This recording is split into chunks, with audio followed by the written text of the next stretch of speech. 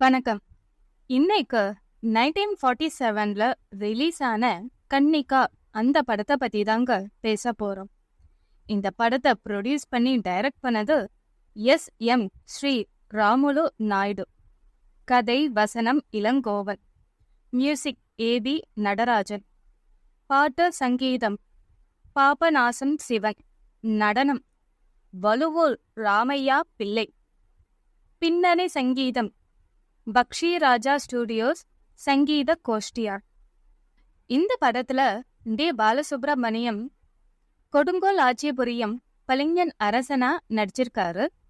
அவருடைய மகளா ராஜகுமாரியா எம்.எஸ். சரோஜினி மாலினிங்கிற கேரக்டர்ல நடிச்சிருக்காங்க. எம்.ஆர். சந்தானலக்ஷ்மி கன்னிகாங்கிற கேரக்டர்ல நடிச்சிருக்காங்க. அவருடைய மகனா டி.இ. வரதன் குமரன் கேரக்டர்ல நடிச்சிருக்காங்க. குமரனுக்கு நண்பனா என்.எஸ். கிருஷ்ணன் வீரன்கிற கேரக்டர்ல நடிச்சிருக்காங்க.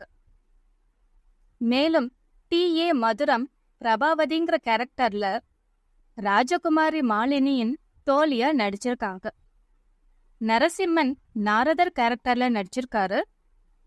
வி. ராஜகோபால ஐயர் சிவனா நடிச்சிருக்காரு. ஏ.வி. நடராஜன் பிரம்மாவா நடிச்சிருக்காரு. லலிதா பத்மினி சிவன் மோகினி நடனம் ஆடி இருக்காங்க. இந்த படம் பார்க்கும்போது சீன்ஸ் எல்லாமே முன்ன பின்ன முரணா இருக்கு.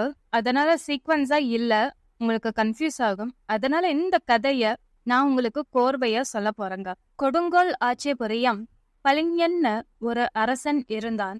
அவன் பிரம்ம பக்தனா இருந்து காளி பக்தனா மாறிட்டாரு. அது மட்டும் இல்லாம காளிக்கு நரபலி கொடுத்தா தன்னுடைய சிரஞ்சீவித்வம் அதிகமாகும் நினைச்சுக்கிட்டு நரபலி கொடுத்துக்கிட்டே வராரு. காளிக்கு பலி கொடுக்கணும், பூஜை பண்ணணும்னு தான் மட்டும் இல்லாம அந்த நாட்டில் வாழும் மக்களுக்கும் அதையே அறிவுறுத்திக்கிட்டு வராரு. இப்படி இருக்கிற நிலையில அவருடைய அரசவையில அவருடைய மகளான மாலினி நடனம் ஆடுறாங்க. நாட்டியம் ஆடி முடிக்கிறாங்க. மாலினியுடைய குரு அரசனை, உங்களுடைய மகள் சிறந்த முறையில் நடனம் கத்துக்கிட்டாங்க அப்படின்னு பாராட்டுறாரு. சரிப்பா கிளம்ப அப்படின்னு அரசன் சொல்றாரு. மாலினி குறுக்கிட்ட தந்தையே அவருக்கு தட்சணை அப்படின்னு ஞாபகப்படுத்துறாங்க. தட்சணை தர்மம் ரெண்டுமே ஒண்ணுதான், அதெல்லாம் கிடையாது, கிளம்புங்க அப்படிங்கிறாரு. மாலினிக்கு கோபம் வருது. தான் அணிந்திருந்த நகையை கலற்றி தன் குருக்கு காணிக்கையா கொடுக்கறாங்க. அப்புறம் அவங்களுடைய பீடத்துல வந்து உக்காந்துக்கிறாங்க. காவலாளிகள் ஒரு வயோதிக பெற்றோர்களை அழைச்சிட்டு வராங்க. வந்து அரசன் கிட்ட இப்படி இவங்களுடைய பெண்ணான கன்னிகாவை காளி கோவிலுக்கு பலி கொடுக்க அனுப்ப மறுக்கிறாங்க அப்படின்னு சொல்லிட்டு காவலாளிகள் இவங்க மேல கம்ப்ளைண்ட் பண்றாங்க. அந்த பெற்றோர்களும் கன்னிகாவை அனுப்ப முடியாது அப்படின்னு சொல்றாங்க. உன் பெண் தான் கடைசி வரைக்கும் கல்யாணமே பண்ணிக்காம கன்னியா இருக்கிறன்னு சொல்லிட்டா இல்ல, அவளை காளிக்கு பலி கொடுத்தா அவ நற்கதியில அடைவா அப்படின்னு அரசன் சொல்றாரு. இது அநியாயம் அப்படின்னு பெற்றோர்கள் கதறாங்க. உங்களுக்கு அநியாயம், எனக்கு நியாயம் அப்படின்னு அரசன் சொல்லிட்டு இவங்க 2 பேரையும் பாதாள சிறையில அடைங்கன்னு உத்தரவு பிறப்பிக்கிறாரு. இன்னொரு பக்கம் மாலினியும் அவங்களுடைய அம்மா விலாசினியும் அரசன் கிட்ட முறையிடுறாங்க. இந்த மாதிரிலாம் பண்ணாதீங்க, கன்னிகாவை விட்டுடுங்க, நரபலிலாம் பண்ணாதீங்கன்னு அவங்க அட்வைஸ் பண்றாங்க அரசனுக்கு. உங்களுக்குலாம் யார் என்கிட்ட வந்து குறுக்க பேச சொல்றா? நான் பேசும்போது நீங்க யாரும் பேசவே கூடாது அப்படின்னு அவர் கோபப்படுறாரு. அதுக்கப்புறம் மாலினிக்கு கல்வி கற்றுக் கொடுத்த ஆசிரியனை உடனே சிறையில அடைங்கன்னு உத்தரவும் போடுறாரு. இன்னொரு பக்கம் கன்னிகாவை பலி கொடுக்கறதுக்கான ஏற்பாடுகள் நடந்துகிட்டே இருக்கு. மாலினி விநாயக பெருமான் கிட்ட மனமுருகி பிரார்த்திக்கிறாங்க, எப்படியாவது கன்னிகாவை காப்பாத்துங்க அப்படின்னு சொல்லிட்டு. அந்த இடத்துக்கு ஒரு ரிஷி வராரு. பெண்ணே, உன்னுடைய வேண்டுதல் கண்டிப்பா நிறைவேறும் அப்படின்னு அந்த பெண்ணை வாழ்த்தி ஆசிர்வதிக்கிறாரு. மாலினி, ஐயா ரிஷியே, தயவு செஞ்சு இந்த இடத்த விட்டு போயிடுங்க, என் தந்தையால் உங்களை பார்த்தால் சிறையில் அடைத்து விடுவார் அப்படின்னு எச்சரிக்கை பண்ணிட்டு அந்த பெண் ஓடி விடுறாங்க. விநாயக பெருமான் கிட்ட பேசுறாரு அந்த ரிஷி நாரதரா மாறி, விநாயக பெருமானும் இப்பொழுதே காளி தேவி கோவிலுக்கு போங்க, இனி நடக்கக்கூடிய எல்லா சம்பவத்துக்கும் நீங்களே பொறுப்பு அப்படின்னு அவரை ஆசிர்வாதம் பண்ணி அனுப்புறாரு. நாரதர் காளி கோவிலுக்கு வராரு. அங்க பிரம்மாண்டமான முறையில கன்னிகாவை பலி கொடுக்கறதுக்கு பூஜை சிறப்பா நடந்துகிட்டு இருக்கு. கோவில் பூசாரி மந்திரம் பாடல்கள்னு பாடிக்கிட்டே இருக்காரு. அரசன் ஒரு பக்கம் நின்னுகிட்டு இருக்காரு. கன்னிகாவா பலி கொடுக்கறதுக்கு தயாரான நிலையில பலிபீடத்தோட அவங்க நின்னுகிட்டு இருக்காங்க. ரிஷியும் அதை எல்லாத்தையும் பாக்குறாரு. அரசன் பேச ஆரம்பிக்கிறாரு. கன்னிகா, நீ ரொம்ப பாக்கியம் பண்ணிருக்க. கன்னி பெண்ணான உன்னை காளி தேவிக்கு பலி கொடுக்கறதுனால காளி தேவி ரொம்ப சந்தோஷம் அடைவாள், உனக்கும் நற்கதி கிடைக்கும்னு அரசன் பேசுறாரு. கன்னிகா ரொம்ப இயல்பான முகத்தோட பவ்யத்தோட, அரசனே, இப்படி நடக்கிறதுனால எனக்கு எந்த வருத்தமும் உங்க மேல இல்ல, நான் இத மனப்பூர்வமா ஏத்துக்கிறேன். இருந்தாலும் என்னுடைய தாய் தந்தையரை நினைத்துதான் நான் வருத்தப்படுறேன். எனக்குதான் காளி தேவி இருக்கால, அவங்கள பத்திரமா பாத்துப்பா அப்படின்னு ஒரே ஒரு வேண்டுகோள அரசன் கிட்ட வைக்கிறாங்க. நான் காளி தேவி கிட்ட பிரார்த்திக்கணும் அப்படின்னு. சரி, உன்னோட கடைசி விருப்பத்தை நிறைவேற்றுற, நீ பிரார்த்திச்சுக்கோ அப்படின்னு அரசன் சொல்றாரு. கன்னிகா பிரார்த்தனை பண்றாங்க, பாட்டு பாட ஆரம்பிக்கிறாங்க. பாட்டோட முடிவுல அங்க இருக்கிற எல்லாருமே அரசனை தவிர எல்லாரும் கற்சிலையா மாறிடுறாங்க. இத பார்த்து அரசன் ரொம்ப ஆச்சரியப்படுறாரு. ரிஷி இருந்துகிட்டு, பாத்தியா அரசனே, நீ ரொம்ப பாக்கியசாலி, உன்னை தவிர எல்லாருமே கற்சிலையா மாறிட்டாங்களே அப்படின்னு அவரு பேசிக்கிட்டே இருக்காரு. ரொம்ப இரிட்டேட் ஆகுறாரு அரசனும். அப்புறம் ஒரு கட்டத்துல ரிஷியோட தலையீட்டால மத்தவங்க எல்லாருமே கற்சிலையில இருந்து இயல்பான ரூபத்துக்கு மாறி அவங்க எல்லாரும் பயத்துல அந்த கோவில்ல விட்டு ஓடி போயிடுறாங்க. இப்போ பூசாரியும் கன்னிகா மட்டுமே கற்சிலையா இருக்காங்க. இத பார்த்த அரசனுக்கு ஒரே குழப்பம், என்ன பண்றதுன்னே தெரியல. அவரும் அந்த கோவிலை விட்டு கிளம்பிடுறாரு.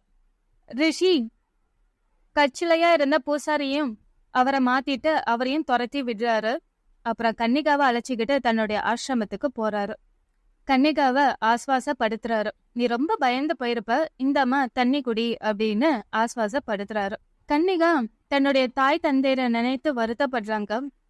நீ ஏமா கவலைப்படுற, இப்பவே உன் தாய் தந்தையர்கிட்ட உன்னை அழைச்சிட்டு போய் விட்டுறேன் அப்படின்னு அந்த ரிஷி சொல்றாங்க.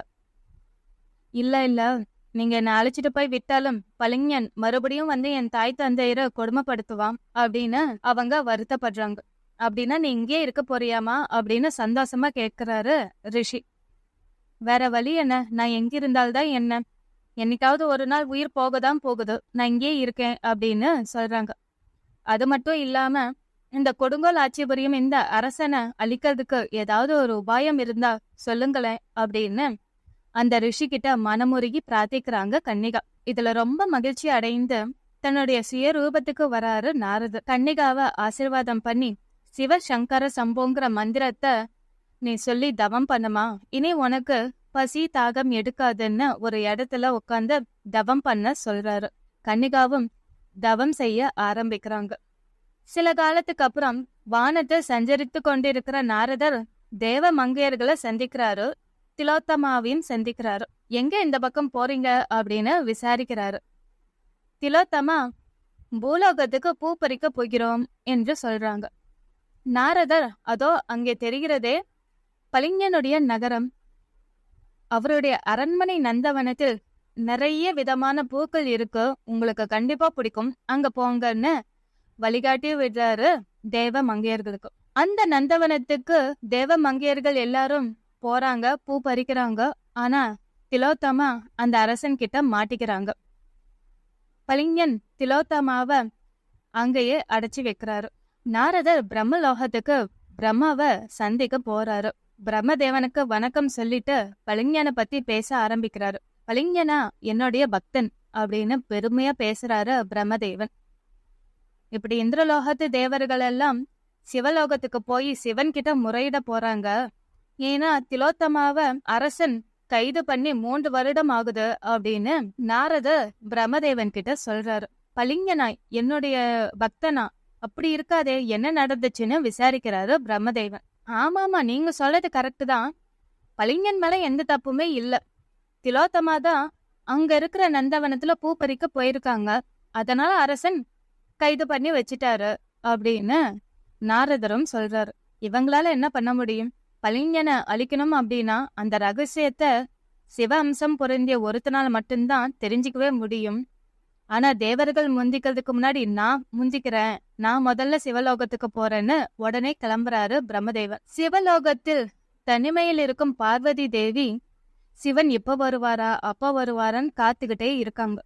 அந்த நிலையில 5 முகத்தோட வர பிரம்மதேவன் தன்னுடைய கணவன் சிவபெருமான் தான் வந்துட்டாருன்னு திடுக்கிட்டு எந்திரிச்சு பாக்குறாங்க. ஐயனே அப்படின்னு அழைக்கிறாங்க. பார்த்தா பிரம்மதேவன். இவங்களுக்கு வெக்கமாயிடுச்சு. பிரம்மதேவனும் எதுவுமே பேசாம அங்கிருந்து கிளம்பிடுறாங்க. கொஞ்ச நேரத்திலேயே ஆழ்ந்த சிந்தனையில இருக்கக்கூடிய அந்த பார்வதி தேவிய சந்திக்க வராரு சிவபெருமான். சிவபெருமானும் பார்வதி தேவிய அழைச்சிக்கிட்டே இருக்காரு. பார்வதி தேவி ஆழ்ந்த சிந்தனையில இருக்கிறதுனால கவனிக்கவே இல்ல. அந்த நேரத்துக்கு நாரதர் நாராயணா நாராயணான்னு சொல்லிக்கிட்டு உள்ள வராரு. உடனே பார்வதி தேவி வாங்க அப்படின்னு வரவேற்கிறாங்க. ஓஹோ, நாரதர் உன் கண்ணுக்கு தெரியறாரு, நான் இங்க வந்து உன்ன 2 முறையா அழைச்சிக்கிட்டு இருக்கேன், நான் உன் கண்ணுக்கு தெரியலையா அப்படின்னு சிவபெருமான் கோபப்படுறாரு. ஐயனே மன்னிக்கணும், கொஞ்ச நேரத்துக்கு முன்னாடிதான் பிரம்மதேவன் வந்தாரு, நீங்கன்னு நினைச்சு நான் அவரை சந்திக்க போனேன், அப்புறம்தான் பிரம்மதேவன்னு புரிஞ்சது அப்படின்னு அவங்க மன்னிப்பு கேக்குறாங்க. நாரதரும் சிவபெருமானே, பார்வதி தேவி மேல எந்த தப்புமே இல்ல, பாருங்க, உங்களுக்கும் 5 தலை, பிரம்மதேவனுக்கும் 5 தலை, பார்வதி தேவி மேல என்ன குற்றம் இருக்கு? எது இருந்தாலுமே வித்தியாசம்னு வேணும் இல்லையா அப்படின்னு ஒரு விஷயத்த வைக்கிறாரு நாரதர். சிவபெருமான் அதீத கோபத்தோட பிரம்மலோகத்துக்கு போறாரு.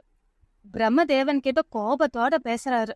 நீ பார்வதி தேவியை சந்தித்தது இல்லாமல் பார்வதிக்கு கலக்கம் ஏற்படுத்துற மாதிரி நடந்துகிட்ட, இதுக்கு காரணம் இந்த தலைதானேன்னு அந்த தலைய வெட்டி எடுக்கிறாரு. அதனால அவருக்கு பிரம்மஹத்தி தோஷம் அதிகமாயிடுச்சு. இன்னொரு பக்கம் பிரம்மதேவனுடைய தலையிலிருந்து ரத்தம் பீறிக்கிட்டு வந்துகிட்டே இருக்கு. அதனால தேவர்கள் எல்லாருமே நாரதரும் சேர்ந்து வைகுண்டத்துக்கு போய் மகாவிஷ்ணு கிட்ட வணங்கி வேண்டிக்கிறாங்க. ஐயனே, இப்படி வந்து சிவபெருமானுக்கு பிரம்மஹத்தி தோஷம் வந்துருச்சு, பிரம்மதேவனுடைய தலையிலிருந்து ரத்தம் ஆறா பெருக்கி ஓடிக்கிட்டு இருக்கு, அதனால 3 உலகத்துக்குமே ஆபத்து வந்துடும் போல இருக்கு, நீங்க தான் காப்பாத்தணும்னு சொல்றாங்க. அப்போ மகாவிஷ்ணு மோகினி அவதாரம் எடுத்து பிரம்மஹத்தி தோஷத்தோட இருக்கும் சிவபெருமானோட நடனம் ஆட ஆரம்பிக்கிறாங்க. அவருக்கு அந்த பிரம்மஹத்தி தோஷமும் விலகுது.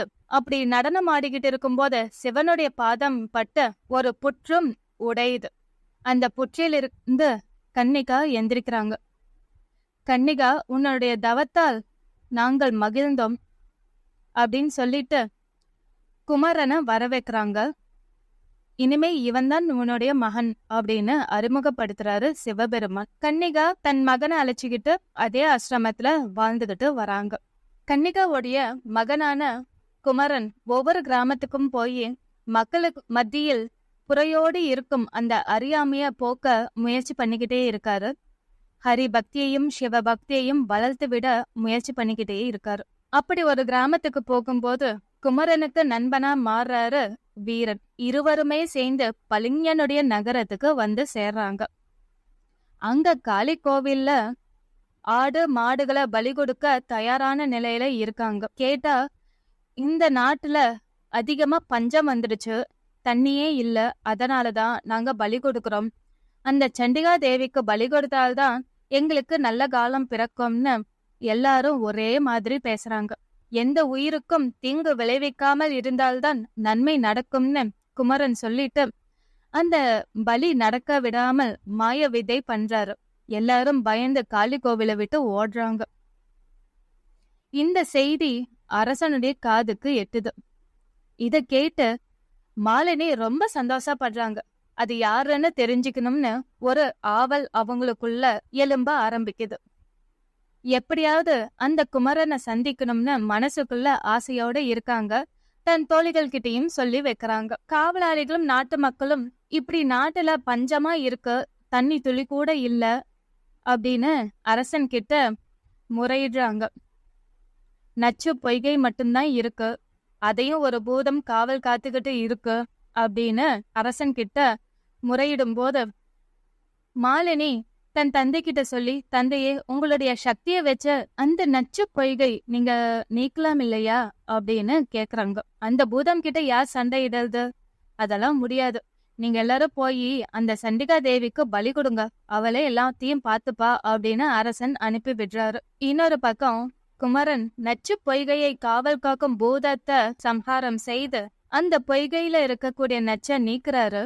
அதனால எல்லா மக்களுமே ரொம்ப சந்தோஷப்படுறாங்க. இந்த விஷயத்தையும் கேட்டு மாலினிக்கு ரொம்ப சந்தோஷம் ஆயிடுது. அவரை சந்திக்கணுங்கிற ஆவல் அதிகமாய்கிட்டே இருக்க தன் தோழியிடம் சொல்றாங்க. ஒரு நாள் மாலினியின் தோழியான பிரபாவதி மாலினிய ஒரு இடத்துக்கு வர சொல்றாங்க. மாலினியும் அங்க வந்து சேர்றாங்க. மாலினி பிரபாவதி கிட்ட கேக்குறாங்க, என்னை எதுக்காக இங்க வர சொன்ன? நீதான் மனசுலயே கற்பனை பண்ணிக்கிட்டு இருக்க இல்லையா, அவரை சந்திக்கணும் இல்லையா, அதுக்காக தான் அப்படிங்கிறாங்க. அவரா இங்க இருக்காரா அப்படின்னு. இல்ல, உன் மனசுல நீ என்ன நினைச்சிட்டு இருக்கன்னு தெரிஞ்சுக்கலான்னு தான் உன்னை வர சொன்னேன் அப்படின்னு பிரபாவதி சொல்றாங்க. போடி அப்படின்ட்டு கிளம்பலாம் போது, ஏன் அவரை சந்திக்க விரும்பலையா அப்படின்னு பிரபாவதி கேக்குறாங்க. நிஜமாலுமே அவர் இங்க இருக்காரா இல்ல நீ விளையாடுறியான்னு மாலினி கேக்குறாங்க. அதோ அங்க பாருன்னு மரத்தின் மறைவுல இருந்து இவங்க 2 பேரும் குமரனையும் வீரனையும் பாக்குறாங்க. மாலினி ரொம்ப சந்தோஷப்படுறாங்க. இவர் இவ்வளவு அழகா இருக்காரு அப்படின்னு. அவங்கள சந்திக்கணும்னா ஒரு கண்டிஷன் அப்படின்னு பிரபாவதி சொல்றாங்க. அப்புறம் பிரபாவதி ராஜகுமாரி ஆயிடுறாங்க, மாலினி ராஜகுமாரியின் தோழி ஆயிடுறாங்க.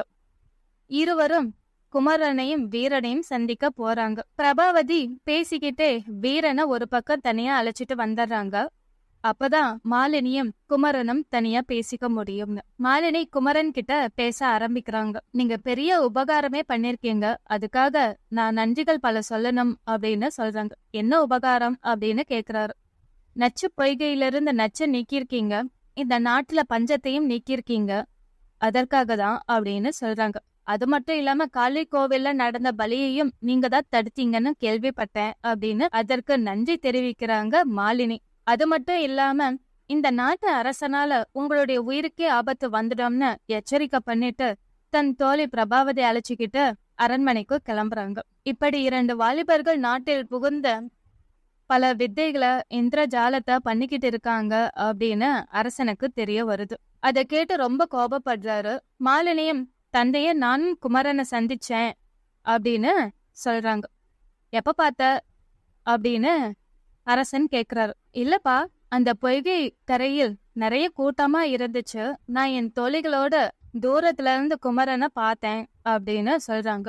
ரொம்ப அழகான தெய்வீகமான முகம், நெற்றியில் திருநீரு, கழுத்தில் ருத்ராட்சம் அப்படின்னு வர்ணிக்கிறாங்க மாலினி. ஓஹோ, அப்படி இருக்கிறவன் தான் குமரனா, நானே அவனை அழிக்கிறேன் அப்படின்னு புறப்படுறாரு. இந்த தகவலை எப்படியாவது குமரனுக்கு தெரிவிக்கணும்னு ஓடி வராங்க. அதுக்கு முன்னாடியே வீரன், நீ ரொம்ப கொடுத்து வச்சவன்பா, ராஜகுமாரி கல்யாணம் பண்ணிக்கிட்டு இந்த நாட்டுக்கே ராஜாவாக போற அப்படின்னு சொல்றாரு. நானா? நீதானப்பா ராஜாவாக போற அப்படின்னு குமரன் கேக்குறாரு. இல்ல, என் ஆளு ஈட்டி பிடிச்சுக்கிட்டு அந்த அரண்மனையில காவல் காத்துக்கிட்டு இருக்கா, உன்கிட்ட பேசுச்சே அந்த பொண்ணுதான் இந்த நாட்டோட ராஜகுமாரி அப்படின்னு தகவல் சொல்றாங்க. அந்த நிலையில ராஜகுமாரி தனியா வராங்க. மாலினி குமரனை சந்திச்சு எச்சரிக்கை பண்றாங்க. சரி, எனக்காக இவ்வளவு எச்சரிக்கை பண்றியே, நீ யாரு அப்படின்னு கேக்கும்போது, நான் இந்த நாட்டு ராஜகுமாரின்னு அவங்களே உண்மைய சொல்றாங்க. உன் தந்தை என்ன அழிக்கிறதுக்காக முயற்சி பண்றாரு, நீ என்ன காப்பாத்த முயற்சி பண்ற, இதுல நான் எதை நம்புறது அப்படின்னு குமரன் கேள்வி கேக்குறாரு. என் தந்தை முதல்ல பிரம்ம பக்தனா இருந்தாரு, பிறகு சிரஞ்சீவித்துவம் அடையணுங்கிறதுக்காக காளி பக்தனா மாறிட்டாரு, பல கொடுங்கோல் விஷயங்களை செஞ்சுக்கிட்டே வராரு. ஆனா நான் அப்படி இல்ல, அவருக்கு பெண்ணா பிறந்ததுனால நானும் அப்படி இருக்கணும்னு அவசியம் இல்லையே அப்படின்னு அவங்க சொல்றாங்க. கவலைப்படாத, நான் பாத்துக்கிறேன்ட்டு ஆறுதல் சொல்லி அனுப்பி வைக்கிறாரு குமரன். அதே இடத்துக்கு பளிங்கன் அரசனும் வராரு. குமரன் அவருக்கு பல வித்தைகளை காட்டி அவரை திக்கு முக்காட்ட வைக்கிறாரு. ரொம்ப சோர்ந்து போய் கோபத்தோட அந்த இடத்த விட்டு கிளம்புறாரு பளிங்கன் அரசன். வீரன் கிட்ட குமரன் சொல்றாரு, பரவாயில்ல, அந்த பெண் நமக்கு எச்சரிக்கை பண்ண வந்திருக்கா அப்படின்னு பாராட்டி பேசிக்கிட்டு இருக்காரு. கண்டிப்பா அவளை மறுபடியும் சந்தித்து நன்றி சொல்லணும் அப்படிங்கிறாரு. அது மட்டும் இல்லாம அவர் மனசுக்குள்ள ஒரு போராட்டமும் இருக்கு. ஏன்னா பளிங்கன் அரசனை அழிக்கிறதுக்காக வந்தவர் தான் குமரன். அவரை அழித்தால்தான் இந்த நாட்டு மக்களுக்கு விடிவு காலம் பிறக்கும், அஞ்ஞானமும் நீங்கும் அப்படிங்கிறதுக்காக இந்த ஊருக்கு வந்திருக்காரு. அவருடைய பெண்ணையே காதலிக்கிறதுனால தன் காதலியோட மனசை புண்பட்டு விடுமோன்னு வருத்தப்படுறாரு. இருந்தாலும் கடமையிலிருந்து எக்காரணத்துக்கொன்னும் விலகவே கூடாதுன்னு தன்னை தானே தேர்ச்சிக்கிறாரு. வீரன் கிட்ட பேசும்போது, நீ வேணா மானா மாறி அந்த புறத்துக்கு போய் மாலினிய சந்திக்கலாமே அப்படின்னு ஐடியா கொடுக்கறாரு. அதே ஐடியா படி அவர் மானா மாறி அந்த புறத்துக்கு போறாரு, மாலினிய சந்திக்கிறாரு. 2 பேரும் காதலிக்க ஆரம்பிக்கிறாங்க. காதலிக்க ஆரம்பிக்கும் போது 2 பேரும் விளையாட்ட பேச ஆரம்பிக்கிறாங்க. மாலினி அவருடைய தந்தை பளிங்கனா பேச ஆரம்பிக்கிறாரு. குமரன் அவருடைய மகள் மாலினியா பேச ஆரம்பிக்கிறாங்க. இவங்களுக்குள்ள நடக்கக்கூடிய இந்த வாக்குவாதத்துல மாலினி ஒரு விஷயத்த சொல்லிடுறாங்க. மாலினி குமரன் கிட்ட தன் தந்தைய பேசிக்கிட்டு இருக்கும்போது ஒரு ரகசியத்தை உளறிடுறாங்க. அது என்ன ரகசியம் சொல்ல, நான் உன்னுடைய காதலன் தானே அப்படின்னு குமரன் கேக்குறாரு. அப்போ மாலினி ஒரு விஷயத்த சொல்றாங்க. இது என் தந்தை பற்றின விஷயம், என்னதான் இருந்தாலும் அவருடைய பெண் அல்லவா அப்படின்னு தயங்குறாங்க. இருந்தாலும் சொல்ல ஆரம்பிக்கிறாங்க. 7 கடலுக்கு அப்பால் ஒரு வேதாள தீவு இருக்கு. அங்க ஒரு குகைய ஒரு பூதம் பாதுகாத்துக்கிட்டு வருது. அந்த குகைக்குள்ள ஒரு வெள்ளை புறா இருக்கு. அந்த வெள்ளை புறாலதான் என் தந்தையின் உயிர்நிலை இருக்கு அப்படின்னு மாலினி சொல்றாங்க. இத கேட்டு கிண்டல் பண்ணி சிரிக்கிறாரு குமரன். இது நிஜம், உண்மைதான். நானும் என் தந்தையும் பலமுறை அந்த தீவுக்கு போயிட்டு வந்திருக்கோம். என்னையோ இல்ல என் தந்தையையோ பார்த்தால் மட்டுமே அந்த பூதம் குகைக்குள்ள அனுமதிக்கும், வேற யாருக்கும் அந்த குகைக்குள்ள போக அனுமதி கிடையாது அப்படின்னு மாலினி அந்த பரம ரகசியத்தை போட்டு உடைச்சாராங்க. பளிங்கன் அரசனால நிம்மதியா சாப்பிட முடியல, தூங்க முடியல, எந்த வேலையும் செய்ய முடியல. அவருக்கு குமரனோட நினைவாவே இருக்கு. குமரன் தன்னை அழிக்க வர மாதிரியே நினைவுலயே இருந்துகிட்டு இருக்கார். அந்த பயத்திலே இருக்கும்போது ஒரு ராட்சசனை குமரனை அழிக்கிறதுக்காக அனுப்பி விடுறாரு. குமரன் அவனையும் சித்திரக்குள்ளனா மாத்தி அனுப்பிடுறாரு. எப்படியோ குமரன் செத்து போயிட்டான் அப்படிங்கிற நம்பிக்கையில இருக்காரு அரசன். மாலினி குமரன் கிட்ட என்னை சீக்கிரமா கல்யாணம் பண்ணிக்கோங்க அப்படின்னு வற்புறுத்திக்கிட்டே இருக்காங்க. குமரனும் நான் வெகு விரைவில் வந்து உன்னை கல்யாணம் பண்ணிக்கிறேன் அப்படின்னு வாக்கு கொடுக்கறாரு. அதே மாதிரி அரண்மனைக்கு சங்கீத வித்வானா உருமாறி போறாரு. அரசன் கிட்ட, உங்களுடைய அரண்மனை வித்வான் கிட்ட போட்டியிட வந்திருக்கும் சங்கீத வித்வான் அப்படின்னு தன்னை அறிமுகப்படுத்திக்கிறாரு. அது மட்டும் இல்லாம என்னுடைய சங்கீத விதைய நான் காட்ட வந்திருக்கேன். ஒரு நல்ல வித்வானுக்கான அழகு என்ன அப்படின்னா, அவங்க சங்கீதம் பாட பாட இசை வாத்தியங்கள் தானே தோன்றி இசை அமைக்கும் அப்படின்னு சொல்றாரு. இத கேட்டு எல்லாருமே ஆச்சரியப்படுறாங்க. அரசனும், சரி சங்கீத வித்வானே, உன்னுடைய திறமைய காட்டு, இதுக்கு என் பெண் மாலினியே தீர்ப்பு சொல்வாள் அப்படிங்கிறாரு. சங்கீத வித்வானும் சங்கீதம் பாட ஆரம்பிக்கிறாரு. அவர் பாட பாட ஒவ்வொரு இசைவாத்தியமா தோன்றி அவருடைய சங்கீதத்துக்கு ஏற்ப இசை அமைத்து கொண்டே இருக்கு. அத கேட்க இனிமையா இருக்கிறதுனால அரசன் உட்பட அங்க இருக்கிற அனைவருமே சந்தோஷம் அடையறாங்க. மாலினிக்கு சங்கீத வித்வானா இங்க வந்திருப்பது தன்னுடைய காதலன் குமரன் தான் அப்படிங்கிறது நல்லாவே புரியுது. தீர்ப்பும் சொல்றாங்க, நீயே சிறந்த சங்கீத வித்வான் என்று. அரசன், உனக்கு என்ன பரிசு வேணும் அப்படின்னு கேக்குறாரு. சங்கீத வித்வான், எனக்கு கைதான் வேணும் அப்படிங்கிறாரு. அரசனுக்கு புரியல. உங்க பெண்ணோட கைதான் வேணும் அப்படிங்கிறாரு. அப்பவும் புரியல. உங்க பெண்ண எனக்கு கல்யாணம் பண்ணி கொடுங்க அப்படின்னு சொல்றாரு சங்கீத வித்வான். எங்க 2 பேருக்குமே சரியான பொருத்தம், நீங்க கல்யாணம் பண்ணி வைக்கணும் அப்படின்னு கேக்குறாரு. அரசனுக்கோ கோபம் அதிகமாயிடுச்சு. அவரை விரட்டி விடுறாங்க. கொஞ்ச நேரத்துக்கு எல்லாமே மாலினிய காணோம். மாலினி சங்கீத வித்வானோட ஓடி போயிட்டாங்கிற செய்தி மட்டும்தான் அரசனுக்கு வருது. அப்புறம் நடந்ததெல்லாம் யோசிச்சு பார்த்து விசாரிக்கும் போதுதான் சங்கீத வித்வானா வந்தது குமரன் தான் அப்படிங்கறது அரசனுக்கு புரிஞ்சிடுச்சு. அவனுடைய இருப்பிடம் தேடி போறாங்க. அங்க கன்னிகாவையும் பாக்குறாங்க, மாலினியையும் பாக்குறாங்க. அவங்க 2 பேரையும் கட்டி போடுறாரு அரசன். அங்கேயே ஒரு பிரம்மாண்டமான பிரம்ம யாகத்தை நடத்துறாரு. இதுக்கிடையில குமரன் தன்னுடைய நண்பன் வீரனோட 7 கடல் தாண்டி வேதாள தீவுக்கு போய் அந்த புறாவை எடுத்துட்டு வந்துடுறாரு. வீரன் கிட்ட புறா இருக்கிறதுனால பிரபாவதிக்கு கோபம் வந்துருச்சு. 2 பேரும் சண்டை போட்டுக்கிட்டே இருக்காங்க. இங்க பிரம்ம யாகம் நடந்துட்டு இருக்கு. அந்த யாகத்துக்கு வராங்க குமரன். தன்னுடைய அம்பால் யாகத்தை தடுத்து நிறுத்துறாரு. அரசனும் குமரனும் சண்டை போட்டுக்கிறாங்க. அப்போ வீரனும் பிரபாவதியும் சண்டை போட்டுக்கிட்டே அந்த புறாவோட உள்ள வராங்க. இந்த புறாவால தானே நம்ம 2 பேத்துக்குமே சண்டை அப்படின்னு புறாவை ஹர்ட் பண்ண ஆரம்பிக்கிறாரு வீரன். அதுக்கு வலிக்கும் போது அரசனுக்கும் வலிக்குது. ஓஹோ, இப்படி போகுதா அப்படின்னு வீரன் நிறையவே சேட்டை பண்றாரு அந்த புறாவோட. அப்புறம் குமரனோட உத்தரவின் பேரில் அந்த புறாவை கொல்றாரு. அதனால பளிங்கன் அரசதம் மடிறாரு. இதுதாங்க இந்த படத்தோட கதை. ஒரு கொடுங்கோல் அரசனின் பிடியிலிருந்து ஒரு நாட்டை காப்பாற்றினார் குமரன். ஆனா அதற்கு முழுமையா துணையா இருந்தது கன்னிகாவோட தவம். கன்னிகா தான் கடைசி வரைக்கும் கன்னி பெண்ணாவே இருக்கணும்னு ஆசைப்பட்டாங்க. ஆனா அவரை உயிரோட காளி தேவிக்கு பலி கொடுக்கணும்னு முயற்சி பண்ணாரு பளிங்கன் அரசன். அது தெய்வீகமா நாரதர் தடுத்து அவருடைய நாரத லீலைய காட்டி கன்னிகாவுக்கும் நல்ல வழிய காட்டினாரு. பளிங்கனையும் அழிக்கிறதுக்கு துணையா இருந்தாரு. இந்த படம் நீங்க பார்க்கும்போது நிறைய கன்ஃபியூஷன்ஸ் வருங்க. அதனாலதான் இந்த படத்தை நான் 2-3 முறை பார்த்து உங்களுக்கு கோர்வையா இந்த கதைய சொல்லியிருக்கேன். அது மட்டும் இல்லாம இந்த படத்துல வர பாடல்களும் சரி, நாட்டியமும் சரி ரொம்ப அருமையா இருக்கு. அப்புறம் மாலினி மற்றும் அவருடைய அப்பா பளிங்கன் அரசனுடைய கான்வர்சேஷன்ஸ் ரொம்ப அருமையா ரசிக்க வைக்கிற மாதிரி இருக்கு. அது நீங்க பார்க்கும்போதே உங்களுக்கு புரியும். பார்த்து ரசிக்க வேண்டிய படம். கன்ஃபியூஷன்ஸ் வரும், இருந்தாலும் கதை புரிஞ்சுக்கிட்டீங்க அப்படின்னா பார்க்கறது உங்களுக்கு சுலபமா இருக்கும். தேங்க்யூ.